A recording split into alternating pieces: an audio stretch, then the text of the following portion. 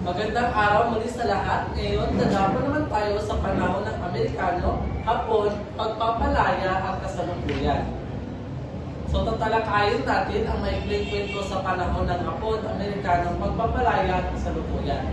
Magsisimula tayo sa Amerikano. Ang maikling kwento sa panahon ng Amerikano ay unang nakilala sa Dudley. Pag sinabi natin Dudley, ito ay tuturing na walang banghay kundi paglalarawan. Kung sa English pa, ito ay natawag natin flash fiction na kung saan mayroon lamang 200 to 400 mga salita ang ginagamit. Pagkatapos naman ng Dudley, nandiyan yung sentimentalismo na kung saan ang karansan sa pag-ibig ang tinatalakay. Pagkatapos ng sentimentalismo, nandiyan yung pasingaw. Ito yung maikling kanta, ngunit kulang sa banghay at tumatalakay sa mga dating paksa at naglalayog ding mangaral. Sa panahon ng mga Amerikano, maraming mga manunulat na kung saan umusbong ang kanilang mga sinulat. Isa na rito ay yung sinulat ni Guillermo A. Hollandes na pinamagatan niya ang Pusong Sugatan. Bakit nga ba ito malaga? Ang maikling kwento ito ay isang halimbawa ng Dudley. Pinapaksa nito ang tungkol sa matandang kaugalian ng mga Pilipino na pakialam sa mga pagmamahala ng mga anak na kung saan sangkot ang mga magulang. Katulad na lamang sa ang Pusong Sugatan na kung saan ang mga magulang ay pinapakailaman ang pagmamahala ng kanilang mga anak. Pangalawa ay ang kaluhan ay sinulat ni Gracia A. Rosario. Ito ay katangian ng kanyang mga tanda. Ang kwento ito ay pinakaunang kanta na napili sa Talaang Ginoo noong 1932. Makulay ang kwento ito sapagkat nagpapakita ito na kahit anuman ang iyong kulay o kahit anuman iyong lahi ay hindi hadlang para sa pangmamahalan. Ang pangatlo ay patungkol naman sa ang pasyonara o impasyonara na kung saan ito ay ang ibig sabihin sa kapampangan na isinulat ni Juan Crisostomo Soto at sinalin naman nila Lord H. Vidal at Miss Cristina H. Nirmada. Tampok sa kanyang kwento ang kadakilaan at tapatan ng pag-ibig ng isang sundalo noong panahon ng mga Amerikano. So, kumbaga, ito yung pag-ibig na kinuha sa isang sundalo na umibig sa isang Pilipino.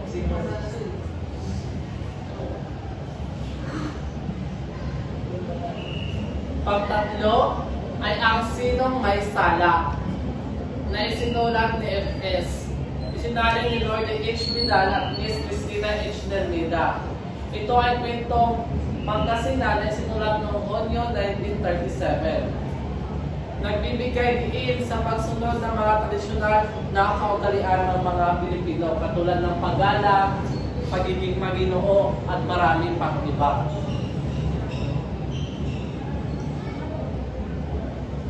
Ito naman yung mga katangian ng maikling kwento sa panahon ng Amerikano. Gumagamit ng wikang Ingles dahil sa sistemang edukasyon o kolonyal.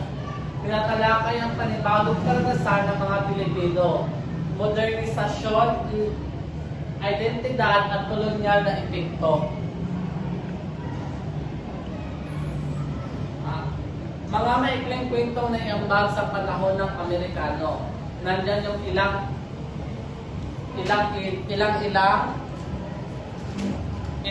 na kung saan sinulat ni Jose H. Sevilla sa Laot ng Kapalaran, sinulat ni Inigo E. Regalda, mga tinik ng bulaklak, mga sumpa, sawing palad, wakas ng palad, 2 pusong banal, luhan pagpapatawad at marami pang iba. Ngayon, nadako tayo sa panahon ng Hapon.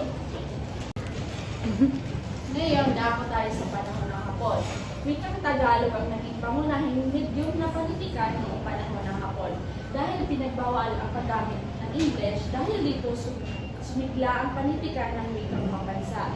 Lumaganap ang mga maikling kwento, tula pananalita, sanaysay at nagtatampok ng nasyonalismo at pagpapalaya ng isipan.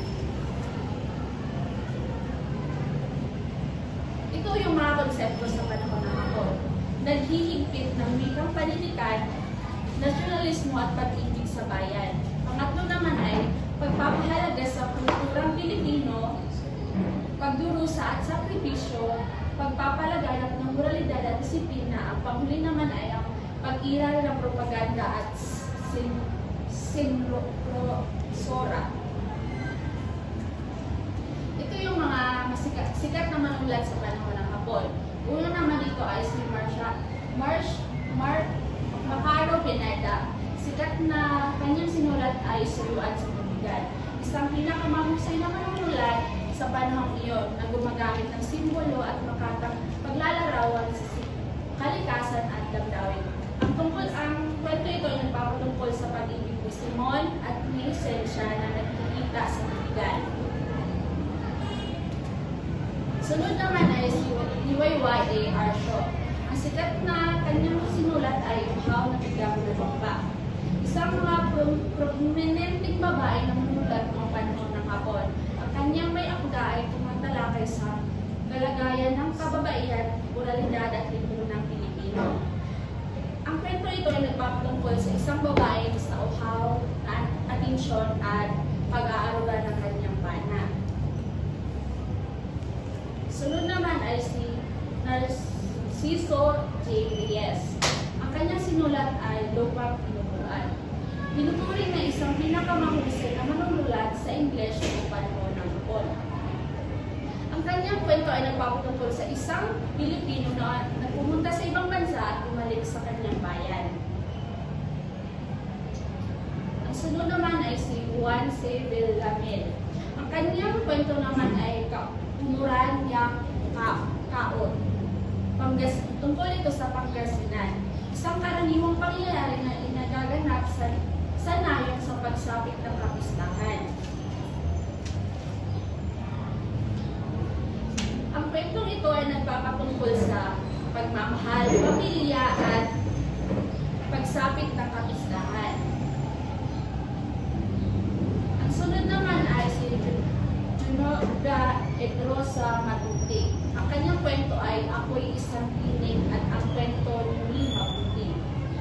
So, kilala siya sa kanyang kwento na nagbibigay tinig sa ordinaryong tao. Ang kanyang kwento ay nagpapatungkol sa isang manunulat na umusbong ang kanyang mga kwento. So, ang sunod naman ay si Benjamin P. Pascual. Ang kanyang sinulat ay Di Masilip ang Langit. So, ang kwentong ito ay nagpapatungkol sa kahirapan, kawalan ng pag-asa sa isang karaniwang Pilipino.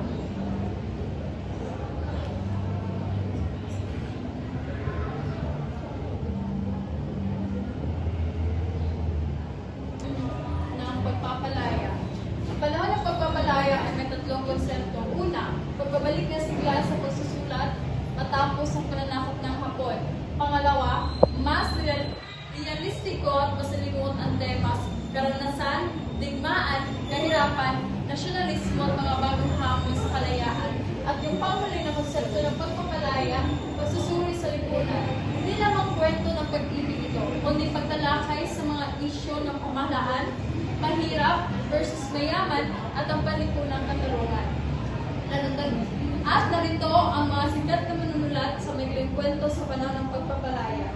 Una nito si Genoveva Edrosa Matute, ang kanyang akda Ang Kwento ni Maputi. Ikalawa naman si Quirema Pulutan Cueva na ginawa na The Virgin, ang kanyang akda. And V.M. Gonzales na The Bread of Salt, at sa pangatlo si Lazaro Francisco na Sugat ng Alaala. Sino nga ba si Genoveva Edrosa Matute? Ang kanyang sikat na akda Ang Kwento ni Maputi.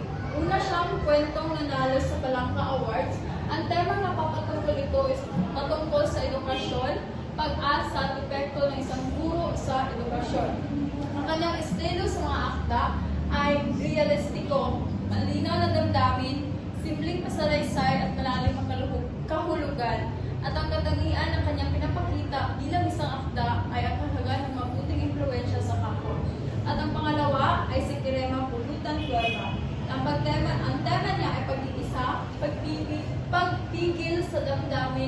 panloob na tunggalian ng isang babae na pamagat niyan ang The Virgin at ang kanyang estilo sa pagsulat ay isang feministang pananaw, introspektibo, tahimik ngunit matindi ang emosyon at ang kanyang katangian ay sa pagsilip ng psikolohiya ng babae na may desisyong hinugod ng lipunan.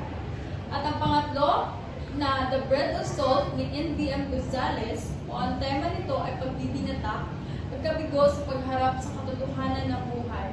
At ang estilo nito ay simbolo ng pandesal bilang pagkahumaling at kamusmusan, panitikan at karanasan. At ang katangian ay ginamit ang musika at pagkain bilang salamin sa damdamin at pagkulay. Yung asin. So, at ang pang-apat ay si Lazaro Francisco. Ang tema ay ang patungkol sa nasyonalismo, kahirapan ng magsasaka at kolonyalismo. At ang kanyang sikat nito akda ay tinawag na Sugat ng Alaala. Ito ang napapatungkol sa makabayan, kritikal at pagtatungulit sa kalagayan ng lipunan. At ang katangian ni Lazaro ay isang nakaurap na tunay na buhay ng Pilipino na may nalayuning panlipunan. At tumako tayo sa maikling kwento ng kasalukuyan. Ano nga ba ang konsepto ng maikling kwento sa panahon ng kasalukuyan? Patuloy na umulat, mas malaya at sumasalamin sa makabagong karanasan ng tao. Sa panahong ito, mula 20s hanggang kasalukuyan, ang maikling kwento ay hindi lamang limitado sa tradisyonal na tema. Ito ay may bukas na sa eksperimento, ekolohiya at panlipunang isyu. At ang isa sa sikat na manulat sa maikling kwento panahon ng kasalukuyan ay si Ricky Lee. Si Ricky Lee ay isang kilalang screenwriter at fictionist. Isa siyang severandong mandamag, isang makapangyarihang maikling kwento sa politikal at dahas. Sumulat siya dito ng libro para kay Guy, si Anang Pula at 65 na kabanata. Ito yung napapatungkol sa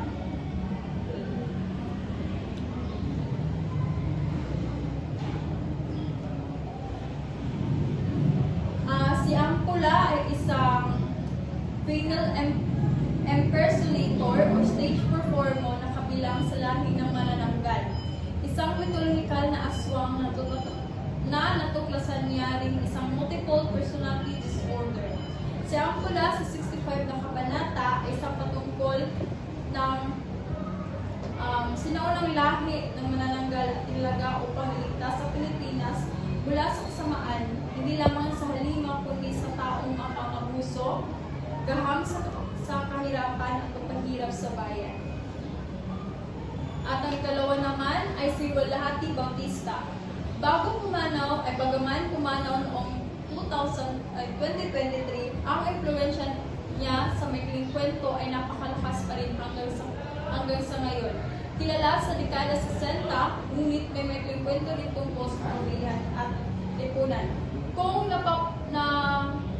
napapanood nyo yung Velma Santos at Christopher De Leon, ito yung 2022, tinalakad din niya yung dekada 60 na isang historical fiction na napapatungkol sa nobelang tumlakay sa pamilyang middle class sa Pilipinas sa Manila habang nakaasalalin sa diktatura ng Marcos. Pamagitan ni Amanda Bartolome o sa pelikula na sinabuhay ni Velma Santos, isang ina, may bahay at simbolo ng paglaban. Ibinunyag niya ang akda na may sanaring pantao, karapatang pantao, praktikal na kultura at kultural na epekto ng martial law. Higit sa kasaysayan, ang kwento ng dekada 60 ay pagkamit ng boses, pagdilos at pangako walang babalik ang luma kung sama-sama sa bayan. At yung pangatlo ay si Bob Ong. Ang kanyang tanyag na aba nakakabasa na pala ako o alamat ng gubat ng Kapitan Sino, yung aba nakakabasa na pala ako ay isa rin itong pelikula ni Jericho Rosales, ni nalimutan ko yung dalawa. Ito yung katangian na gamit ang wika ng masa. May halong kabalintunan, irony, humor at kritika sa lipunan. At nakababasa na pala ako. Ito yung pelikula din na napapanood ko sa parang high school love story. At ang ika-apat is si Eros Atalia. Ang kanyang na akda ay Ligo na yun, lapit na mi, 3 gabi, 3 araw. Ang kanyang modernong wika ay malapit sa kabataan, ngunit may mahalong kabastusan nito, ngunit tumatama ito sa realidad ng buhay. At ang isa naman, si Geneva Ascenso. Go! Tumako tayo kay Genevieve Ascenso. Ang kanyang nakda ay lumbay ng dila sa gihapon palanggang kasubo. Ang lumbay na dila, ang sumisimbolo ito sa malalim na internal na kalungkutan, hindi lamang sa katawan, kundi pati sa spirito ng pangunahing tauhan. Ang dila ay isang instrumento ng panlasa ng wika, na kung saan naging simbolo ito ng panghihinayang kwento, pamamahayag sa lubin bilang manunulat at individual. At ang katangian ng isang makakla ay mapalikha ang paggamit ng rilo ng wika, kinaray at huligaynon sa siyang feministang manunulat.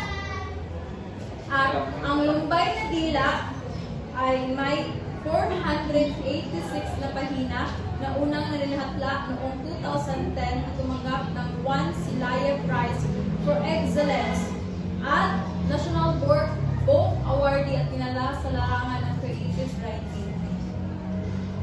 At saan sila karaniwang nailalatha? Palangka Awards, Liwayway Magazine at sa Hines or Ateneo. At yun lang po. Maraming salamat.